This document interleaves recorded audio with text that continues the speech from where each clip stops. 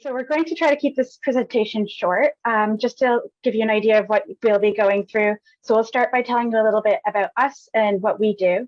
We'll take you through a few of our key eligibility requirements for all of our grants before giving you an overview of equity, idea, and incubator grants.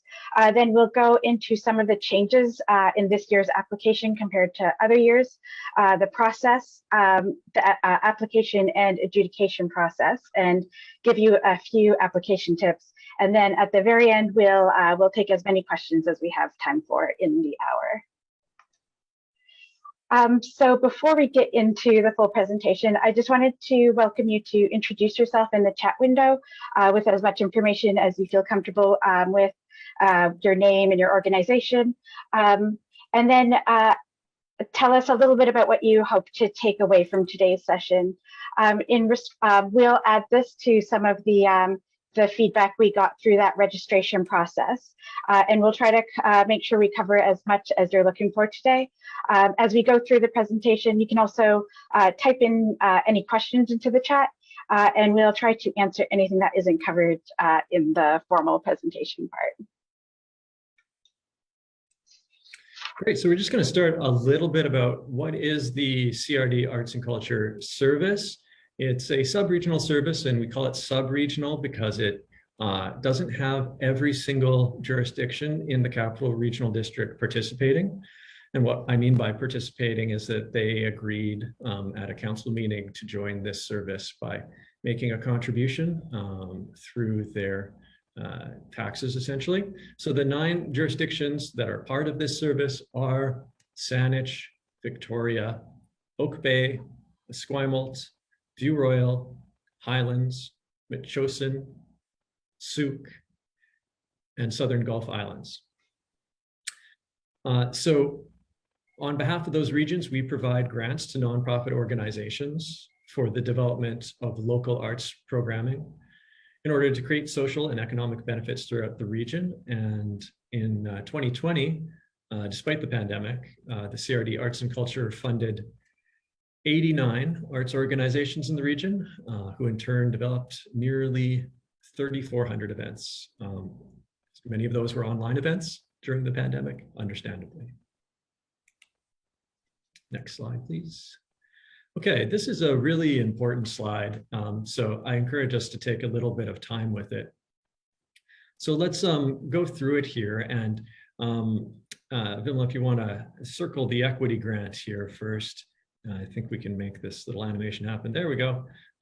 So what we're showing you here are the 5 different grants that the CRD Arts and Culture Service offers. And in this info session, we're talking about 3 of those grants. We're talking about equity, idea, and incubator. So in this session, thank you, perfect. Yes, those 3. So we're not going to be talking in this session about operating grants or about project grants, but I do want to let you know that if you are a nonprofit organization that has a primarily arts mandate, very important, that you may also want to consider projects grants for what you're looking to do. There is an intake coming up. The deadline is April 21st. And we are going to have a separate info session all about projects grants on April 6th, I believe. We're covering equity, idea, and incubator today, but there are other grants, and that's important to know. You'll see the eligibility criteria here, and it's all a little bit different for each grant because each grant program serves a specific purpose. So as we go through this, we're going to explain a bit more about each specific grant program, and then we hope to be able to to give you more information about which grant is best suited to you. I will say as a very brief overview at this stage, equity grants are for organizations or in special cases, collectives and project leads that are from a community embedded in an equity-seeking community. Idea grants are for organizations that don't have an arts mandate, but want to do an arts project. And incubator grants are for arts organizations who would like to do a capacity building project. And it's specifically created for arts organizations that are just starting out. But we'll go through all of these in more detail. So let's go to the next slide. Okay, so here we have a little bit about basic eligibility. This applies to all three of the grant types we're talking about today. So it applies to equity, IDEA, and incubator. All of this is true for all three grants. So importantly, the applicant must be based in a participating jurisdiction. I mentioned them before. You'll see them listed on the slide again here. And very importantly, the applicant must be registered as a nonprofit society and must be registered in BC. Okay. Yes, I think that we're going to talk a bit more about sponsor societies, but we'll get into that in a second here. So equity grants were created in recognition that arts grants tend to favor traditional Western arts disciplines, and that we might be excluding arts and cultural practices of other traditions.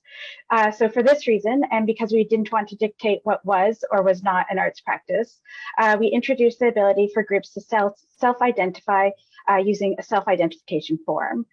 So some examples of equity-seeking groups include, but aren't limited to, those who are deaf, First Nations, Inuit, or Métis, racialized, people of color, LGBTQ+, and a person who's living with a disability or living with a mental or chronic illness.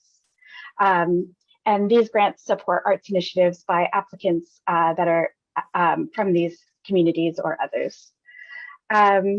So these grants have a maximum of $5,000, and activities for this program can include support for artistic growth or artistic creation, or the development of an arts project or event.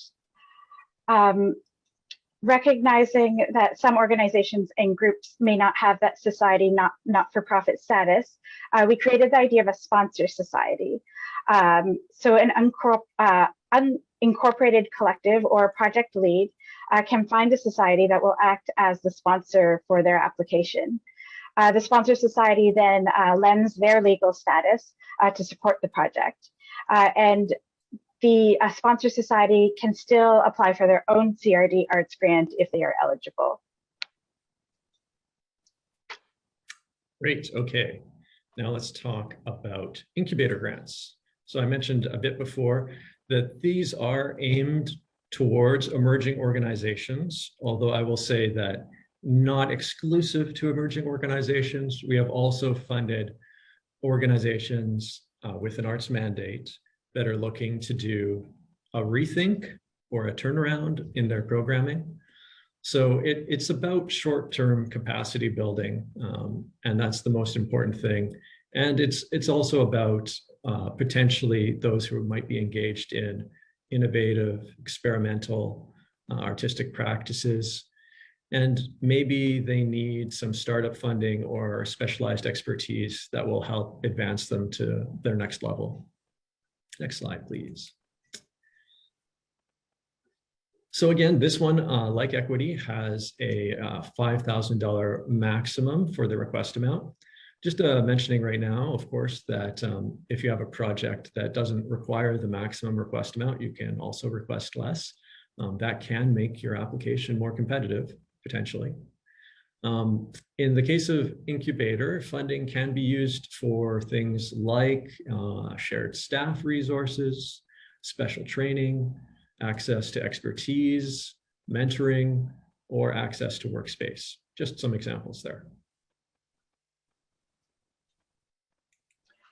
So IDEA grants. So most of our programs require the organization to have an arts mandate, and this is the exception. IDEA grants are intended to encourage arts programming by non-arts mandated organizations. So IDEA grants have a $3,000 maximum, and activities can include the production or creation of a program, including using the arts. Okay, so there we go. We had an overview of the 3 programs. Now I am going to talk a little bit about ineligible expenses. And the reason we want to talk about this is because this is one of the common mistakes that people make when they bring forward their application is they don't read this section of the guidelines closely enough. So we want to draw some attention to it. So this is true of all 3 grant programs, except for the 2 asterisks at the end. So ineligible expenses, that includes events or activities that have already taken place. So we can't do retroactive funding. You'll notice in the guidelines, we say very specifically the window of where we can fund, which in this case is anything that's going to happen between June 2022 and June 2023. So if your event or initiatives can take place within that window, great, then you can apply and you should keep your project start date and end date inside of that window. Another thing that's ineligible is contests or competitions, can't fund those. Scholarships, capital expenses, can't fund. Touring and travel expenses and tourism promotion. We can't eliminate any organizational deficits. We can't fund conferences, workshops, or training except through incubator grants where certain kinds of training are eligible. And we don't fund food, beverages, and other hospitality except in equity grants, which has that possibility. Next slide, please. Okay. I think this is you, Pamela. So in an effort to furthering equity within our operations and granting and making the region's arts more equitable, diverse, and inclusive, we've begun introducing some changes to our grant process, starting with the upcoming intake. Internally, we'll be ensuring that our assessment panels reflect both the diversity of the region and grant applicants.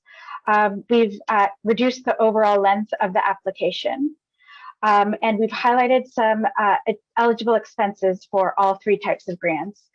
So in this case, it's honoraria for First Nations, Inuit, and Métis elders, cultural carriers, and cultural protocols, as well as access costs, which include childcare and ASL interpretation. And for equity grants only, operating grant recipients can now apply to be sponsor societies.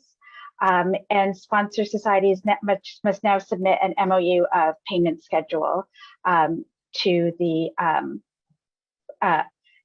project lead or organizers. We've also added 2 new questions to the application. Great, and here's one of the first questions. So these are the new questions in the application, new this year. They weren't in the applications last year, and these questions weren't even in the January intake for project grants either. So this is, if you're returning to these applications, this is something new that you'll see. So the first one is, how will your project ensure accessibility and safe and respectful work environments for staff, artists, and audiences? So the kind of responses that we'd be looking for here could include an applicant talking about how do you approach having accessibility to physical spaces. That would be one way. It could also be something like Brenda is doing, like having ASL interpretation at your event. It could be that you talk about how you are reducing financial barriers to access through having affordable events, or you could talk about any ways in which you would be providing forms of assistance to those who require it. Okay, so that's the first new question. Let's check out the second new question. So this was already part of the equity grant application, but it will be new for IDEA and Incubator grants. If your project engages equity-seeking groups or underrepresented arts and cultural practices, describe who will benefit and how. Keep in mind, if your project involves equity-seeking groups, cultures, or cultural practices outside of your own community or culture, demonstrate how you're approaching the subject matter with cultural integrity and addressing any necessary cultural protocols. Chris, I'm not sure if you wanted to add anything to that. I think you covered it pretty well here, but if there's any questions, we can go over it again. You did see when we did the equity grants, we gave examples of equity-seeking communities. All right, so we're gonna just go over some very basic application tips, and apologies if this seems obvious, but having gone through many granting intakes, we do find that it's worth emphasizing. So, you know, the first thing is when you're reading through the program guidelines, look at that statement of purpose. That gives you a good idea of what the adjudicators are looking for in your application. And in the end, all of these are going to be scored by external adjudicators. We're going to talk about that a bit more in the next slide. The second thing is to be sure to answer the questions as they're asked. And so what we mean by that is to really be focused in your answer on responding to the question. And it is also important to answer all of the questions because all of the questions are scored individually by the adjudicators. If that means you have to repeat yourself a little bit, I would encourage you to do so, but make sure you don't skip any questions. It's super important to provide an answer for each one to give your application the best chance of success. And then the third thing that I just wanted to mention to everyone here is, you know, you should be writing as though you're explaining your project to someone you met just now, you know, in a lineup at the grocery store or a cafe. So use very plain language and write and explain it as if you were explaining it for the first time to someone who didn't know anything about your organization. So even though maybe you've applied to us many times in the past, maybe you've received grants through this service before, you always want to write your application as though you're explaining it to someone who doesn't know anything about the organization. And the reason for that is because you could have a first-time adjudicator on the assessment panel who never has seen your application or doesn't know anything about your organization, potentially. Okay, let's go to the next slide here. We have a little bit more about this. So just a little bit more, just to be transparent about how applications are reviewed. So what happens is that you have the deadline, all the applications come in to the Apply to Arts email, and then the staff reviews them. We have just a basic checklist that we go through to make sure that all the pieces of the application were submitted. And when we do that, we're just going through and making sure all the pieces are there. We check for eligibility, and the way we do that is we just look on the exact eligibility criteria as it's written in the program guidelines, just to make sure each organization meets that criteria. Then all of the applications go to a team of volunteer adjudicators, and this panel will go through and they read every application very thoroughly. They will go through each answer to each question and provide a score on how you responded to each question.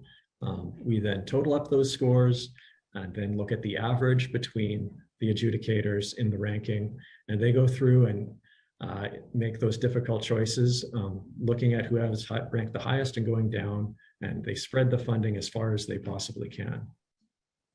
Once the adjudicators have made their recommendations, it goes to the Arts Commission, which is a panel of politicians from the participating jurisdictions who have delegated financial authority, and they approve the grants.